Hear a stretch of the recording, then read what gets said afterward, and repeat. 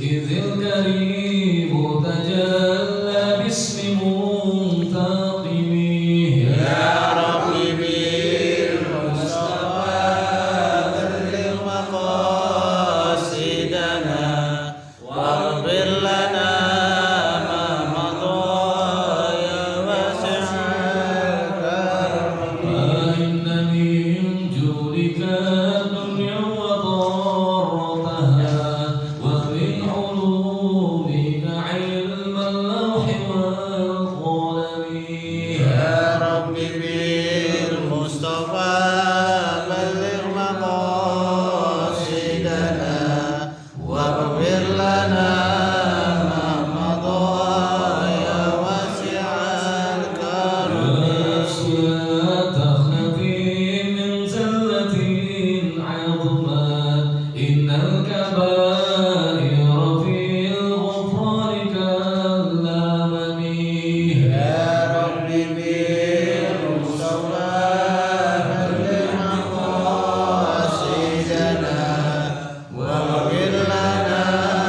ما مضى يا واسع الكرم رحمة ربي حين ينسبها تأتي على حسب العصيان في القسم يا رب بالمصطفى بلغ مقاصدنا واغفر لنا ما مضى يا واسع الكرم والصحب ثم تابعين وهم أهل التقى والنقى والحلم والكرم يا رب بالمصطفى بلغ مقاصدنا واغفر لنا ما مضى يا واسع الكرم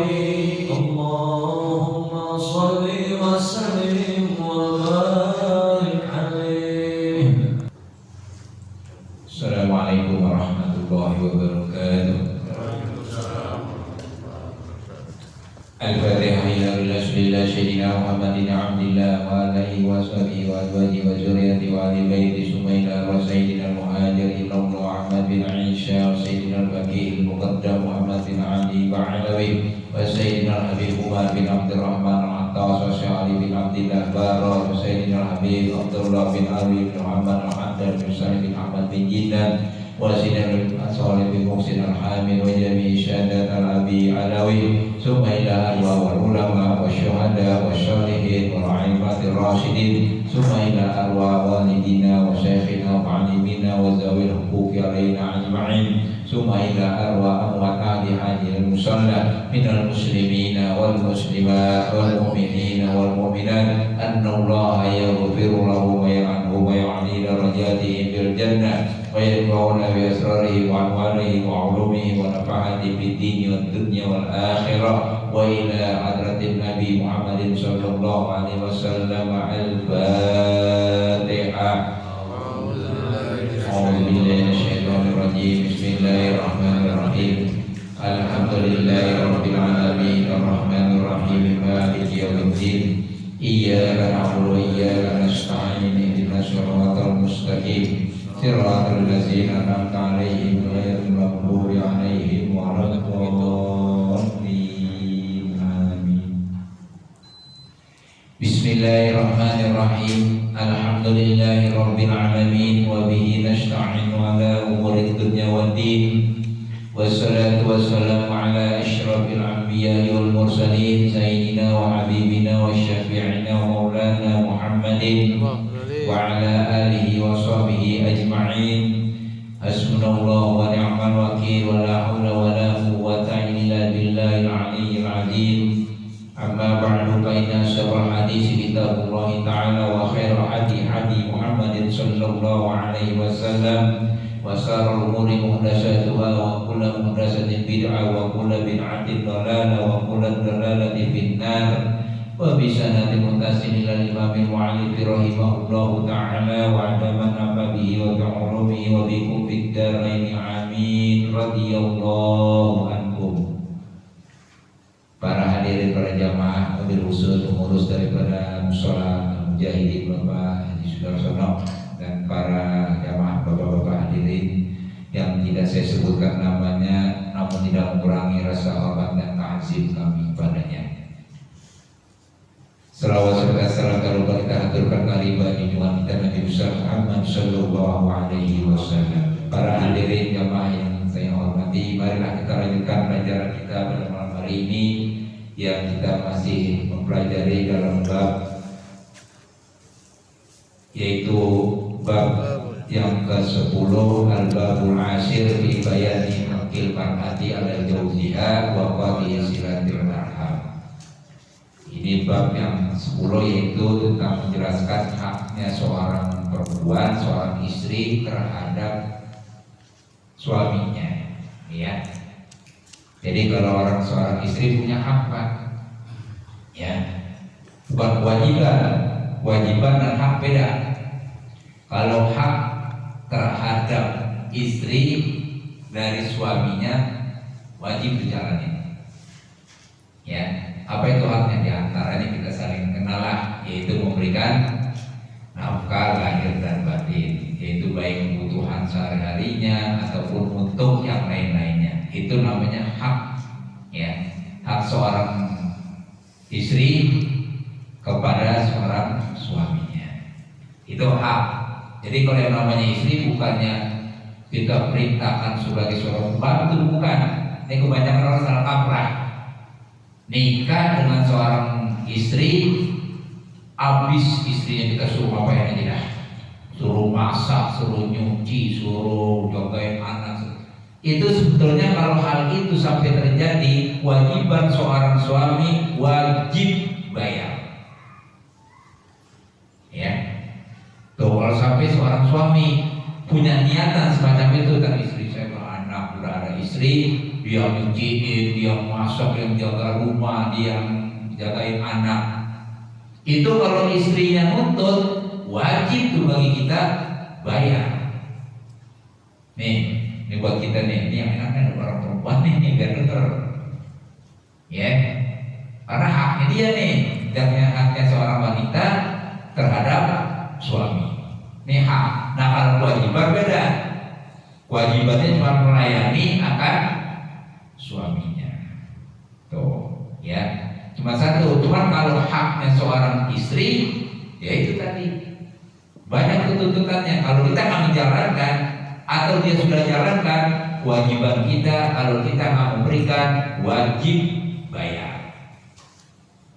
Makanya kalau orang yang menjalankan pernikahan, kalau dia belum bisa membayar mas kawinnya, maharnya, belum boleh tuh diajak sana sini dah, berarti diajak tidur, ya.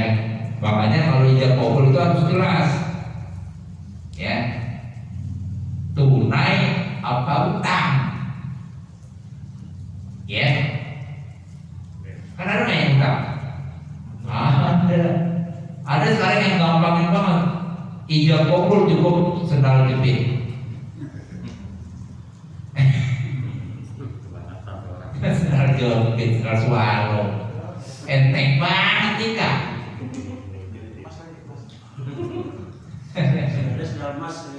Ya, ya sekarang kalau kita pemain bola dunia kan hadiahnya sepatu emas. Masa pernikahan untuk menjalankan kehidupan masa yang akan panjang banget kan ya, masa sendal jepit. Makanya gantinya sendal jepit emas. Ya. Nah sekarang pakai emas dah, ya. Nah emasnya itu tunai apa? Kredit. Ya. Itu harus jelas tuh, ijab kabul. Kalau kredit belum boleh tuh, ya apa itu istri belum sah. Kalau udah lunas baru dasar, ya. Kan ada dulu zaman Nabi kan, Nabi aja utang kan? Nabi utang waktu nikah, ngapain? Mau ngebalakan kambing, dombanya saya Siti Khadijah. Setelah jadi ngebalakan kambingnya berapa lama baru dia bergauli istrinya, kan begitu. Ini kita nafsu banget sih kalau nikah, ya. Boleh aja. istilahnya ke sana. Ya gitu ya. Kalau belum tunai jangan dulu ya. Nah itu haknya seorang istri terhadap suaminya. Nah kita lanjut bagian lanjutnya, yaitu bagian yang garis paling bawah di halaman 21. Kita lanjutkan sedikit dari situ ya. Demikian lagi wajib atas laki-laki memberikan belanja atas istrinya. Ini belanja nih, berarti nafkah ya. Dan segala yang memiliki akan dia daripada makanan dan pakaian. Makanannya dipenuhi, ya lebarannya dipikirin, ya. Nih apalagi kalau orang laki kalau ada kemarin gitu ya lagi covid begini, orang kami ke pasar, ya. Tuh pas saudara-saudara tahu dah tuh, kemarin ke pasar kok nggak ada. Ya, karena lagi covid, larangan. Orang laki bilang alhamdulillah. Orang perempuan marah-marah Pak. Marah nggak? Kesel banget, lebaran begini. Kenapa? Nggak dibeli pakaian. Kalau orang laki main alhamdulillah, kantong saya jadi utuh. Ya bersyukur ya. Ya terus ya. Nah, maka adalah sekalian itu daripada yang halal. Ya. Makanya kan ada hadis Nabi itu ya, dari mana didapat dan kemana disalurkannya. Jadi harus jelas ya. Al halalu bainun wal haramu bainun. Yang halal jelas, yang haramu juga jelas. Hati-hati memberikan makan kepada seorang istri, anak apalagi dengan barang yang haram, satu suap nasi yang masuk ke dalam tubuhnya dari daging, kullu lahmin nabata min suhtin fannaru aula bih, maka orang itu jaminannya adalah neraka. Nauzubillah min dzalik ya. Nih ancaman nih, ya ancaman dari Nabi kita Muhammad Sallallahu Alaihi Wasallam. Makanya kita dituntut yang halal-halal aja dah. Ya. Ada yang bertanya sama saya, Ustaz, itu kok Nabi dulu makan keju sih? Pernah dengar nggak? Makan keju. Pun keju kenapa? Keju makan besok ke istri. Ya, itu kan keju terbuat dari minyak babi. Dulu di zaman jahiliyah Rasulullah dikasih keju, lalu sahabatnya ya Rasulullah, itu kan keju terbuat dari minyak babi, kok dimakan ya Rasul? Apa jawabnya Nabi? Saya bukannya makan minyak babi, saya makannya keju. Boleh kan? Boleh. Yang dimakan bukannya minyak babinya, yang dimakan keju. Itu di zaman Rasul. Tuh Anas bin Malik kasih tahu gitu, ya Rasul, kan itu keju terbuat dari minyak babi, kenapa dimakan Pak? Saya bukannya makan minyak babinya, saya makan kejunya, niatnya. Ya, apalagi nih kita nih, mungkin yang tua-tua yang ingat pada patah dan lepas minum, kadang-kadang minum jamu kan dicampurkan satu skop apa ya? Soki itu ya, apa sendok anggur ya, boleh nggak tuh? Enggak.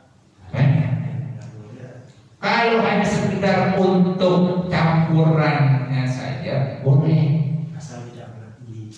tapi jangan melebihi dari kadar yang kita minum. Kita minumnya jamu yang kita bilang jangan minum anggur di sana, tapi di jamu salah, haram. Ya. Paham tuh? Jadi minumnya jamu cuma dicampur pakai anggur dikit, boleh nggak? Boleh. Ya. Sama juga nih kita kayak minyak wangi nih, mau sholat, kan ada alkohol, itu alkohol haram nggak? Haram. Tapi ketika kita pakai minyak wangi, ya kita mau sholat pakai, boleh nggak? Boleh. Kenapa? Itu kan alkohol. Yang kita pakai bukan alkohol, minyak wanginya. Alkohol itu hanya sebagai campuran. Ya, boleh ya. Ya sama juga kita mau sholat wudhu kan kalau kesenggol oleh istri batal nggak? Batal. Kalau mau ibadah sholat. Tapi kalau mau tidur kita ambil air wudhu dari kamar mandi keluar dari senggol sama istri mau tidur batal nggak? Agak. Makanya kita harus jelas, harus ngerti yang namanya hukum. Ya, apalagi nih kita nih ditunjuk sebagai pemimpin, sebagai seorang imam, sebagai seorang apa namanya yang sudah mengerti, orang alim lah katakan. Ini hal-hal yang kita harus tahu. Ya, yang halal pun harus tahu, yang haram apalagi. Ya, ini harus benar-benar jelas. Nah terus ya, dan telah bersabda Nabi kita Muhammad Sallallahu Alaihi Wasallam, tiada mengenai laki-laki oleh Tuhannya akan dosa yang besar melainkan daripada pihak ahlinya, artinya keluarganya dan anak-anaknya, dan yang memiliki akan dia, padahal dia berkata, mereka itu ya Tuhanku, ambil olehmu akan hak kami laki-laki ini, maka bahwasanya ia tiada mengajarkan akan kami jalan agama, dan adalah ia memberi makan akan kami dengan yang haram. Udah gak ngajarin agama, dikasih makanan yang haram. Tuntutan tuh. Ya, udah nggak mengajarkan agama, dikasih barang-barang yang haram. Tuntutan nanti itu seorang istri di sana dan anak-anaknya semua terhadap suaminya, bapaknya. Ya, nanti ada tuntutan pun di sana. Ibu belum punya anak, makanya sebelum terlanjur ini perlu perhatikan.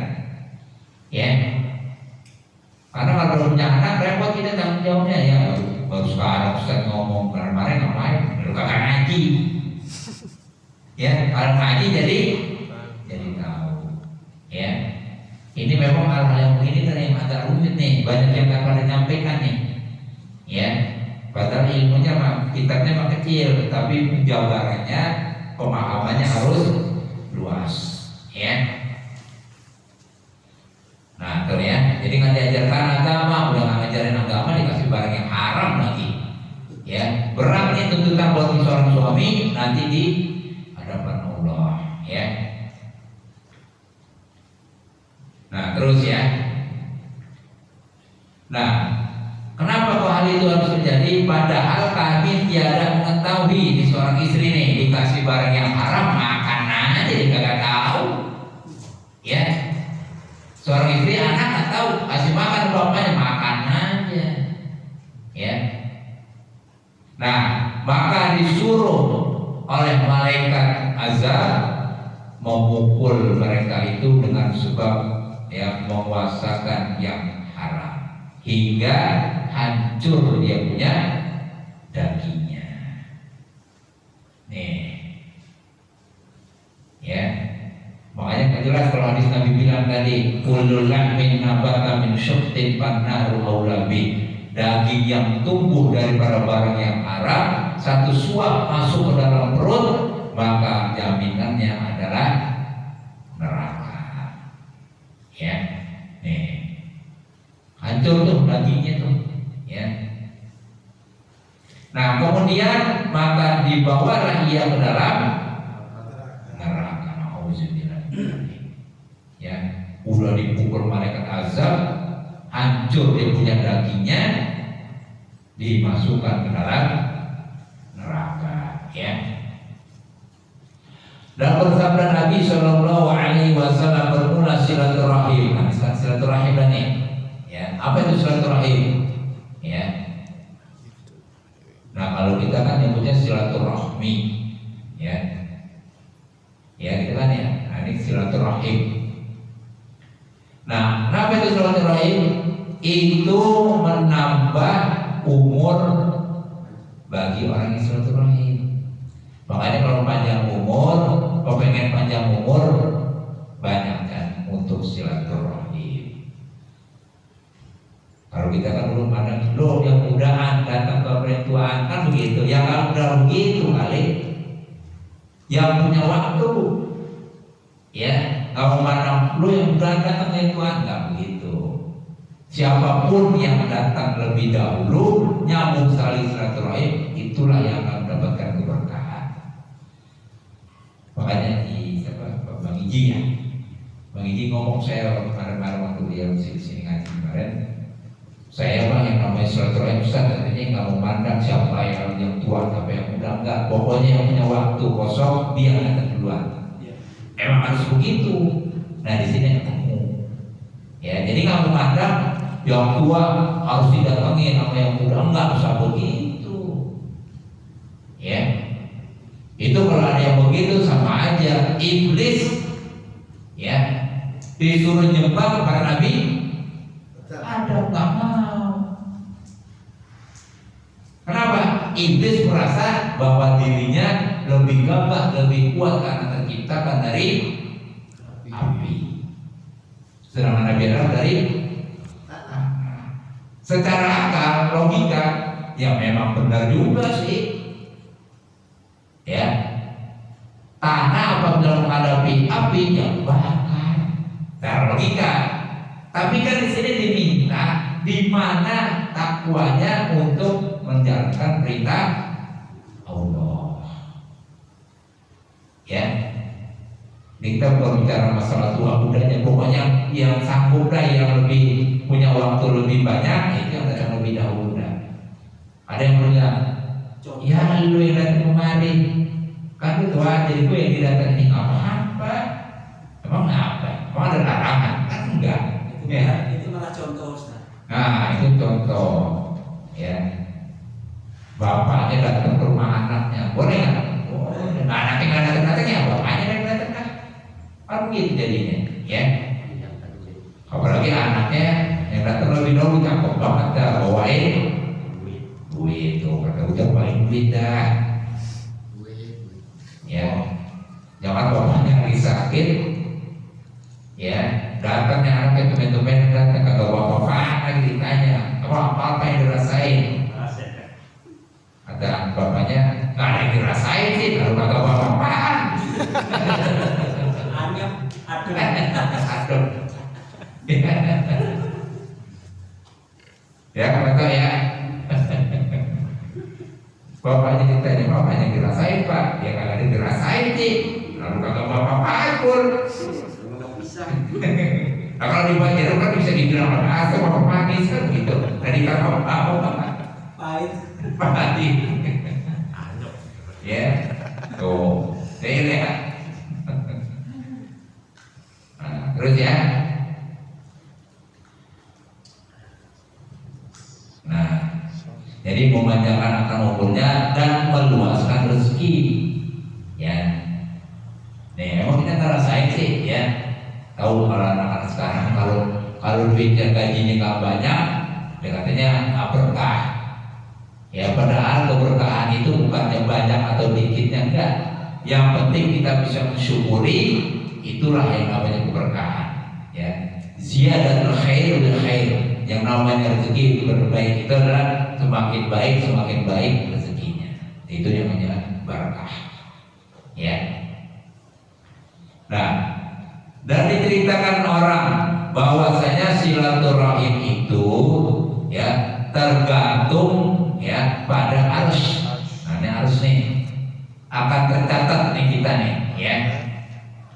Maka berkata ya Tuhanku, ya akulah rahim, ya maha penyayang, dan Engkaulah yang maha rahman, kasih, ya. Maka firman Allah Ta'ala, barang siapa yang menyampaikan hajat saudaranya yang Islam, niscaya aku sampaikan sekalian hajatnya. Tuh, ya. Nih, saudara kita sakit, dia mau berobat, nggak punya duit, kita datang ke sana, kan kita ngasih itu duit tuh, berarti kan memenuhi hajatnya dia. Nah, setelah kita memenuhi hajatnya dia, Allah akan turunkan, Allah akan kabulkan kita punya hajat yang lebih dari itu. Tuh silaturahim. Ya, jangan lo ngandang udah atau buah, nggak usah begitu dah. Ya, itu yang begitu buang dah jauh-jauh. Ya, nggak perlu harus yang tua datang kepada apa yang udah datang kepada yang tua, jangan. Ya, pokoknya yang punya waktu lebih banyak dia datang lebih dahulu. Ya.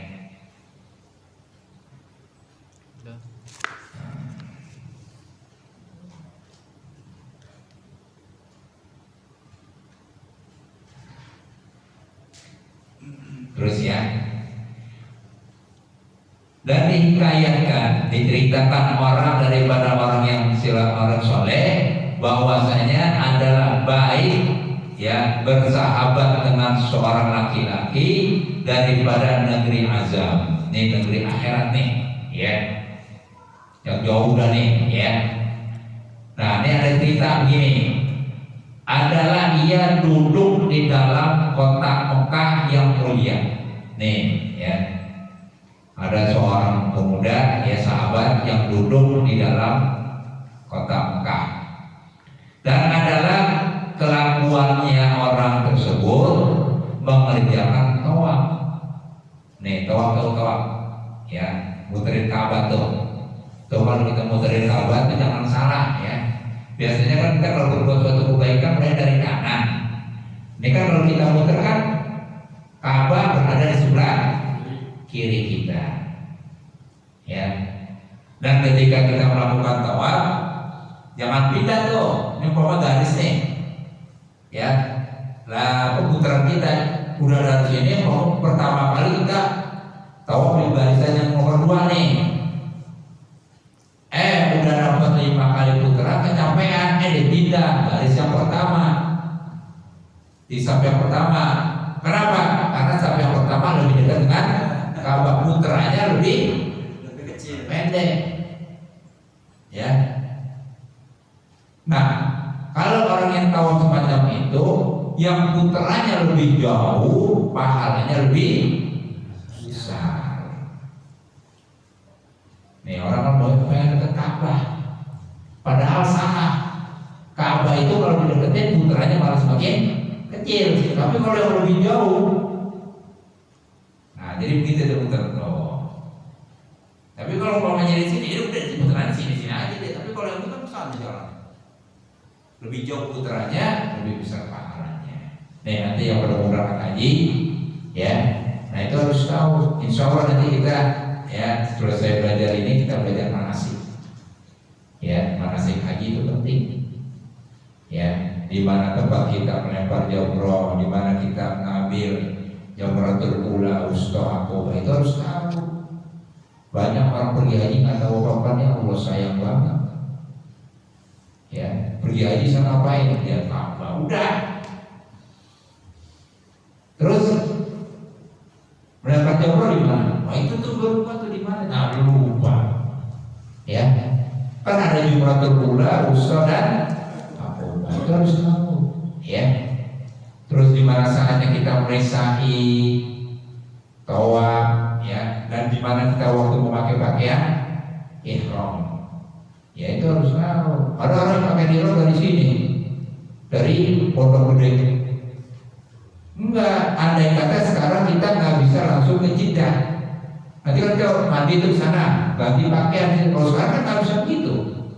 Langsung turun pesawat, kita langsung menuju ke sana. Kapan kita pakaian ihramnya? Nah itu kalau kita masih bisa.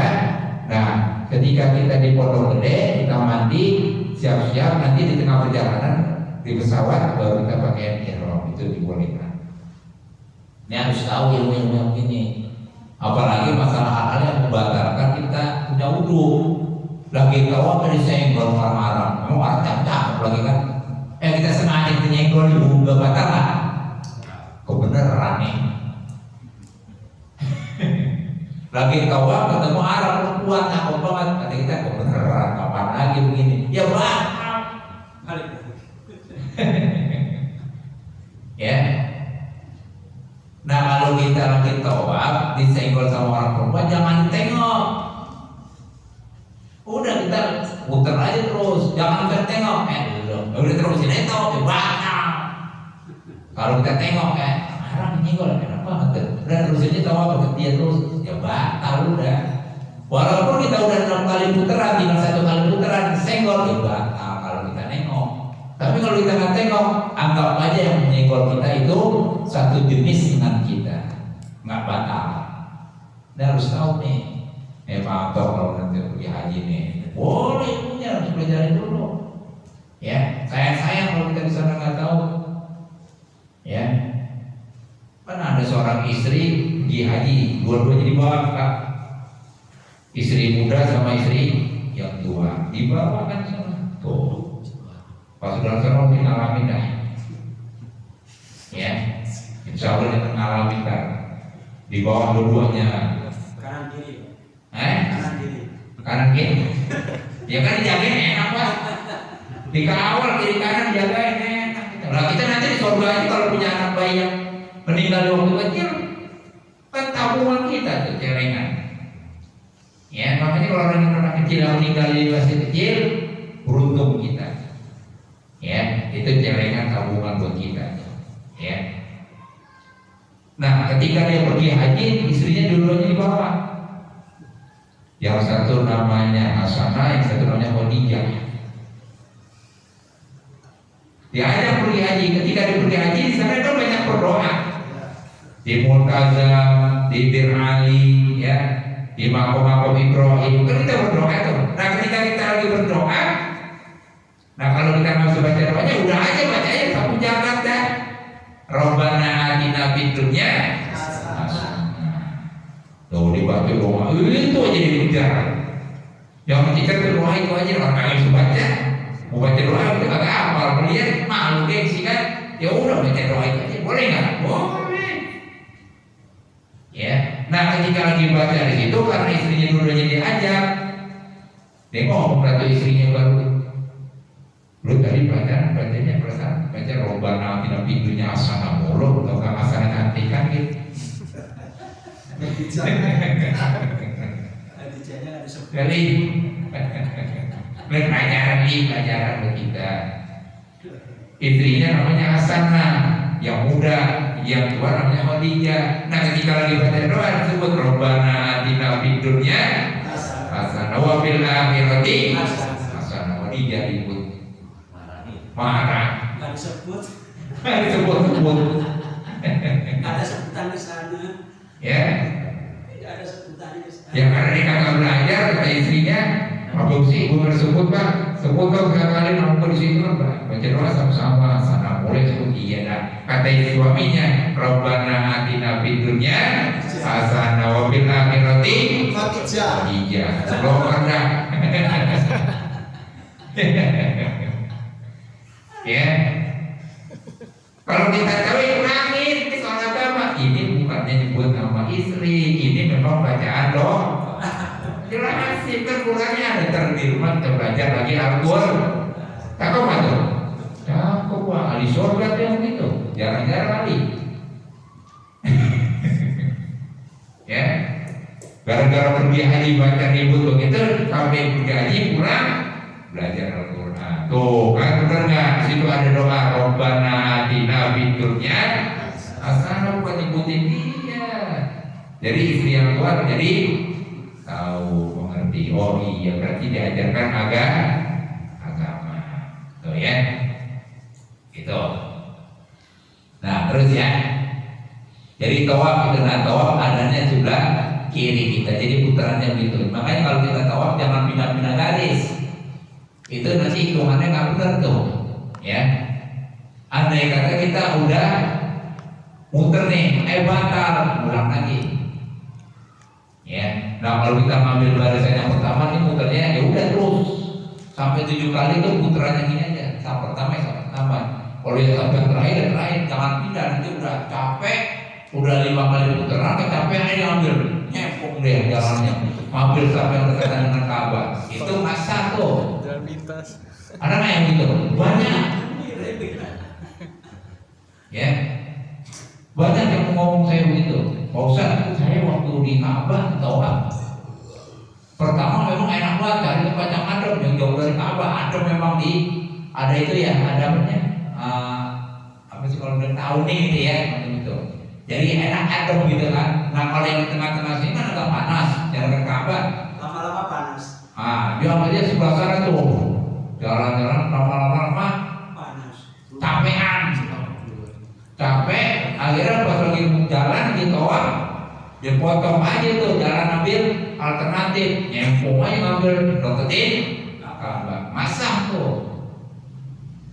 Nah itu namanya rukun apa tuh? Rukun ihram, rukun tawaf, wajib bayar denda. Ya. Ini harus tahu denda itu apa sih? Ya itu bayar, potong kambing. Ya, nah besok potong kambing dah. Ya, kalau kita nggak bisa potong kambing, potongnya ayam burung apa yang punya di rumah. Ada ayam jago, potong ayam jago saat setelahnya sholat id. Jangan sampai enggak. Ya, ini syariatnya Nabi Allah Ibrahim. Nabi Ibrahim aja berani mengorbankan putranya untuk disembelih. Coba kalau kita dulu gitu kejadian yang terjadi. Nabi Ibrahim sampai menyembelih Nabi Ismail, mungkin kita dipotong oleh orang kita atau dulu. Makanya kita bersyukur. Nah bersyukur di sinilah kita supaya rezeki yang kita punya, yuk kita bantuin kepada mustahik para yang apa yang lemah. Ya kalau kita nggak bisa motong kambing, ya itu dah ayam kayak di rumah, ayam yang kita sayang saya potong udah. Kalau mau beli dulu besok di pasar, besok besok lagi kita potongnya ayam, boleh nggak? Boleh. Yang penting sunat tumpahan darah, jangan sampai enggak. Ya, nih apa nih Ali nih, ya beli kambing nggak bisa nih, bisa jadi ayam bebek, potong bebek, habis potong bakar itu sate bagiin, dapat nggak mahal? Dapat. Islam itu nggak mempersulit kok. Islam itu rahmatan lil alamin. Ya, gampang. Ya, mau susah-susah. Nah sekarang kalau kita habis korban ada uang sisa saldo, kalau masih ada sisa saldo jangan dijadikan simpenan. Ya, dibeliin lagi tuh kambing. Kalau kambing nggak bisa gimana? Beli daging di pasar.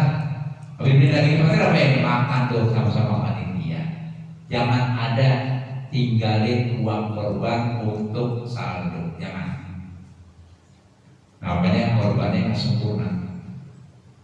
Ya. Nah kalau untuk pemotongannya harus dibayar karena awal pertama nih hewan hidup untuk disembelih kan dimatikan tuh. Nah yang mematikan itu, yang memotong itu kan benar-benar langsung menghadap kepada Allah tuh nantinya tanggung jawab. Nah dia tuh wajib dibayar. Kenapa? Karena tanggung jawabnya berat, mematikan hewan. Jangan sampai nggak dibayar. Kalau nggak dibayar, wajib tuh seorang ustadznya atau yang motongnya wajib minta dibayar. Ini secara hukum, ya. Jadi andai kata ada seorang yang motong, ustadznya dah katakan yang motong. Kalau andai kata ustadznya yang motong nggak dibayar, wajib tuh seorang ustadz minta kepada panitia, bayar dong saya. Satu ekor umpamanya 500 ribu, bayar. Wajib tuh, kalau nggak dibayar maka tidaklah sempurna kurbannya. Paham tuh? Ya jadi jangan disisain. Andai kata masih ada sisa kambing harganya 3 juta, masih ada sisa 2,5 juta, mau beli kambing yang 2,5 ada nggak? Ada, beliin. Kalau nggak, ya udah beli daging di pasar. Habis beli daging di pasar, nah kita apa nih bikin sate, bikin sop, makan sama-sama panitia. Nah sisanya masih ada, ini berasnya buat makan. Jangan sampai disisain, jangan sampai ada saldo, karena uang korban itu harus habis semuanya. Itulah yang namanya pemotongan hewan kurban yang sempurna. Andai kata nggak begitu, maka tanggung jawablah kita sebagai panitia, ya. Dan juga harus ngerti panitia. Kalau ada kambing hewan kurban yang niatnya nazar, harus dipisahin. Oh, usah repot yang begitu lah, kok repot? Nggak usah repot. Misalnya gini, ini kambing banyak nih. Nah ini satu kambing nazar, pisahin. Dari mulai hidup sampai dikelotokin nih dagingnya nih, ibarat kasarnya. Ya, nah ini daging kurban yang biasa nih. Jangan campur, kenapa dicampur? Dikhawatirkan nanti orang yang punya nazar ini kambing dimakan dagingnya sama yang kurban, yang mau potong, yang punya hewan. Kalau sampai dia potong, maka panitia akan menjawab nanti di hadapan Allah. Nih panitia harus seperti, maaf ya, ini banyak seorang kiai, ustaz saya tanya, Pak Kiai kenapa pemotongan begitu? Maaf Pak Kiai, jangan begitu, saya suka tegur nih. Ya, kalau potong hal itu begitu, saya nggak tanggung jawab. Kalau ada korban yang namanya nazar, ini dagingnya harus dipisahin. Kenapa? Karena takutnya nanti yang punya nazar makan daging ini haram. Kalau yang namanya nazar nggak boleh. Ya. Kalau daging ini boleh nggak kurban biasa yang lain? Yang ini makan boleh. Tapi kalau daging ini yang nazar dimakan sama yang punya nggak boleh. Ya. Kalau daging makan yang kurban ini boleh. Nah kita boleh nggak makan? Boleh, kalau kita mah bebas. Yang lain, cuma yang motong yang punya nazar nggak boleh makan daging korbannya sendiri. Itu nazar, ya. Misalnya gimana sih nazar niatnya? Ntar dah, Lebaran besok nih tanggal 20. Kalau gaji saya keluar tanggal 18, saya beli kambing. Nah itu namanya nazar, punya niatan. Tapi kalau yang namanya Ustaz, gaji saya nggak keluar, tiba-tiba keluar saya langsung beli, itu nggak nazar namanya. Ya, jadi dapat uang langsung beli kambing, itu nggak nazar. Tapi kalau diniatkan dari jauh, nazar. Nah itu jangan dimakan sama kita dagingnya. Kita makan daging kurban orang lain. Daging kurban kita sendiri jangan dimakan. Anak pun istri juga jangan. Ya, paham tuh ya. Nah terus ya,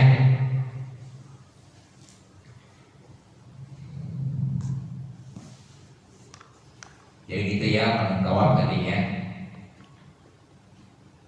Nah, orang itu mengerjakan tawaf kepada Baitullah tiap-tiap malam dan membaca Al-Quran.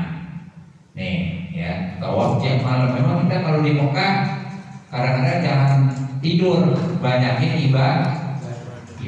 Apa tuh ibadahnya? Ya gitu. Kita lagi di malam-malam kita tawaf dah. Tawaf kayak ngapain kayak ya. Kalau orang yang ahli ibadah di Mekah nggak bisa tidur, pengennya jam 2 malam tawaf. Pokoknya nggak tinggal berapa kali selama di sana berapa kali tawaf. Ya, inilah kalau orang yang benar-benar niat pergi haji dan niatnya untuk ibadah. Nah di sana dia banyak mengerjakan tawaf, sholat sunnah, ya.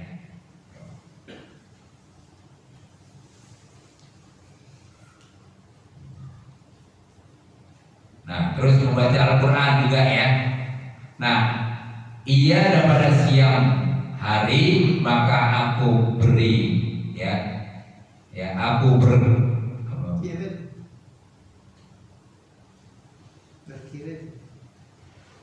berkirim ya, aku berkirimkan atas mereka itu emas kepadanya. Dikirimkan emas nih, ya. Ini orang yang tawaf di Baitillah, ya, di Mekah dan membaca Al-Quran tiap harinya, maka dikirimkan oleh aku, ya, yaitu emas kepadanya. Tuh, kirimin emas tuh. Kalau orang ahli ibadah tawaf tiap hari, baca Quran, nah dikirimin emas, ya. Bermurah harta yang berkirim tadi itu menaruh amanat kepadanya. Jadi taruh nih orang dulu waktu di dunia, ya, selalu melaksanakan yang namanya kewajiban, yaitu memberikan nafkah kepada suami istri dan juga ya mengajarkan kepada istrinya makanan yang halal dan menjauhkan yang haram. Nah, diberikan itu ya amanat yang padanya. Dan berjalan aku ke negeri Yaman. Nih, negeri Yaman nih ya. Ada maut. Maka tatkala kembali aku kepadanya, aku dapat akan dia sudah mati. Nih, orang ahli ibadah yang tadinya baca Quran karena udah enak banget, akhirnya di tempat mati. Maka aku ya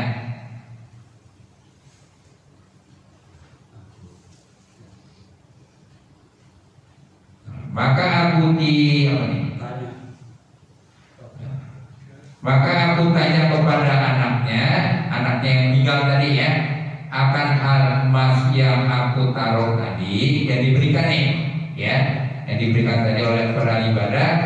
Maka berkata anaknya, tiada kami ketahui akan dia. Jadi nggak tahu anaknya, ya, orang di ahli ibadah juga ketika sama sama istrinya menjalankannya, diberikan istrinya barang yang halal, dan anak nggak tahu ketika diberikan emas tadi. Maka aku pun terlalu sibuk, masgul itu artinya sibuk, ya. Masgul sibuk dengan apa? Sibuk akan emas itu tadi. Maka pergilah aku kepada Malik ibnu Dinar, serta aku kabarkan yang demikian itu kepadanya. Jadi kalau dikabarkan kepada yang sudah mati tadi, ya, itulah keberuntungan bagi orang yang tadi itu menjalankan haknya, baik itu memberikan nafkah kepada istri dan anak-anaknya, juga menyambung tali silaturahim, ya. Maka berkatalah Malik ibnu Dinar kepada aku, ambil engkau, ya, berkehendak bertemu dengan dia. Jadi ini kita disuruh temuin dia nih, ya. Suruh ambil apa yang pernah dititipkan kepadanya, ya. Apabila sampai besok malam yang kemudian pada malam Jumat, maka duduklah engkau kepada antara rukun Yamani dan makom Ibrahim. Tuh, ya, di malam Jumat nih sama aja pahalanya kita, ya, beribadah, ya, duduk di antara rukun Yamani dan makom Ibrahim. Ini kalau udah pergi aja lihat itu makom Ibrahim misalnya, ya. Nah, Ibrahim siapa itu? Yaitu yang pertama kali membangun rumah baik min buyutillah, ya, rumah Allah. Dan kau seru namanya itu, maka jika ada orang itu soleh yang makbul kepada Allah Ta'ala, maka bahwasanya rohnya itu berkata-kata dengan kami, ya, dikarenakan roh, ya, arwah segala orang mukmin itu yang soleh-soleh berhimpun di sana, nih, di rukun Yamani dan makom Ibrahim. Maka dikerjakanlah seperti, ya, kata Syekh itu tadi. Maka tiada jauh seorang yang, ya, apa nih? Menyautkan saut dan menyaut gitu, ya, menyaut seruannya.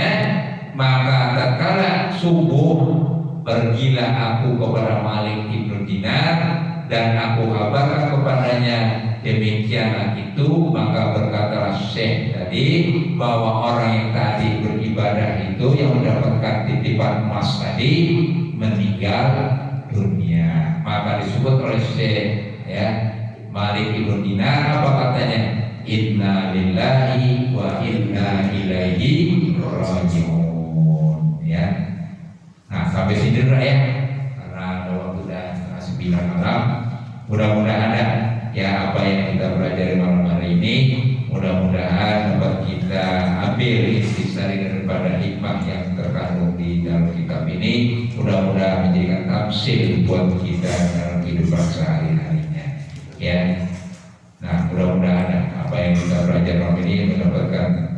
Mauna butuh dari Allah Subhanahu wa taala sehingga kita dapat mengamalkan ilmu yang ada dalam pelajaran kita malam hari ini. Amin ya rabbal alamin. Al-Fatihah.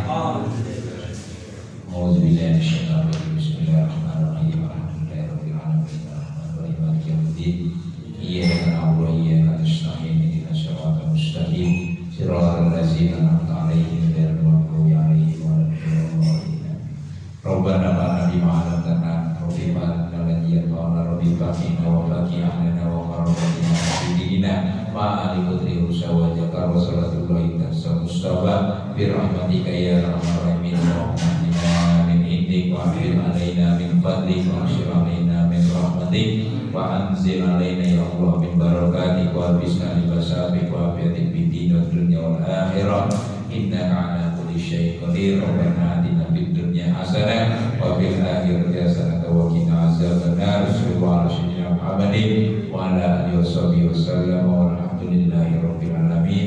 Lebih dan kurangnya mohon maaf, walaupun hanya 1 jam kita belajar mengaji, mudah-mudahan menjadikan pahala buat kita semuanya. Amin. Assalamualaikum warahmatullahi wabarakatuh.